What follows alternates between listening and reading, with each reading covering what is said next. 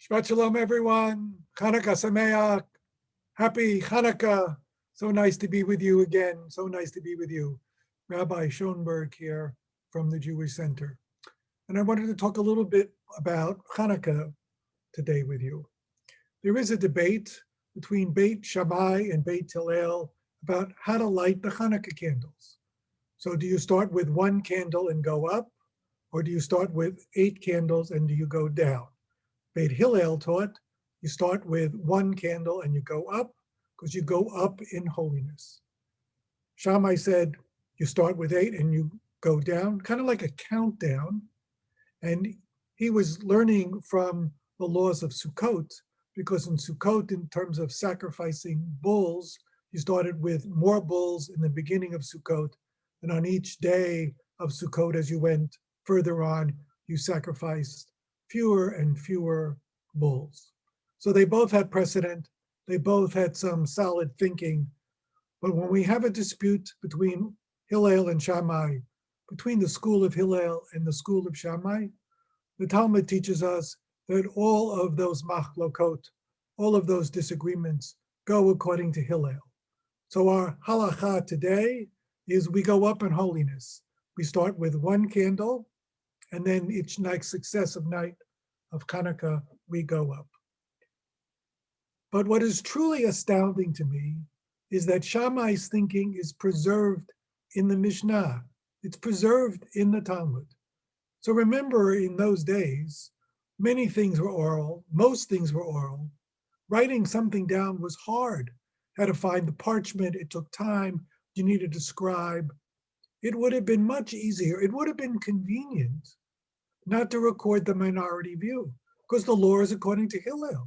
That's what you do. Why did you have to know about the opposing position? Why did we keep around the minority thinking? What was the need? It was important. The opposing view was preserved. So I'm thinking about a little bit more about today and about all the disparagements and disagreements that take place. And I read an interesting new commentary about this machloket, about this disagreement.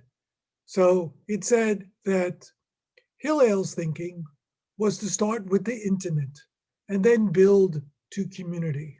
Starting with one candle and building up was a personal way to get closer to God and to observe the holiday. And what was the thinking of Shammai, the school of Shammai? There you start with the explosion of 8 candles. There you start with the big pizzazz. You make the impression there to attract people to Judaism. And then you scale it down and you find more intimate ways for Jews to connect to God and to connect to the holiday of Chanukah. It's an interesting thought. Is Chanukah for the Jews or is Chanukah for the world? Is Chanukah an intimate experience, or it is a global expression of pride in the Jewish people for the whole world to see? Both are solid thinking, both are good ideas. What's truly astounding to me, that this new drasha, this new explanation, which I just read this week, would not have been possible if the minority view of Shammai had not been preserved. Only because the thinking was preserved could we create 1,000 years later, 2,000 years later, a new commentary and a new thought on the thinking about Chanukah. At this time of deep polarization in our world, our rabbis are modeling for us how we can respect each other. We can respect each other while disagreeing about ideas, but respecting people and who they are. Domestic issues separate us. Issues around Israel separate us. Issues around music and whether it can be incorporated into the Shabbat service. These are things that divide us. But we can respect each other while disagreeing with the idea. Let me tell you about an experience of one of my colleagues.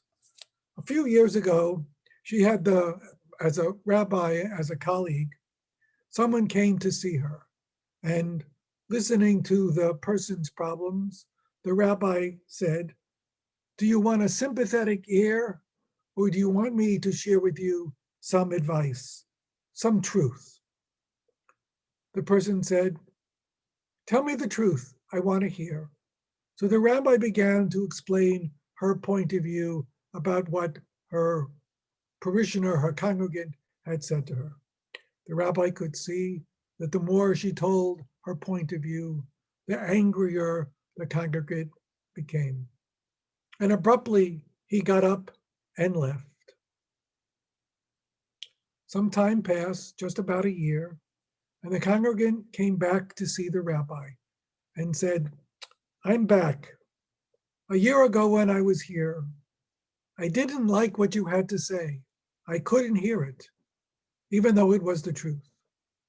But you treated me with respect. You listened to me. I felt that you connected to me.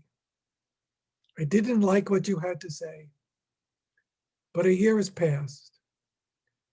Not only did I listen to what you had to say, I took it to heart.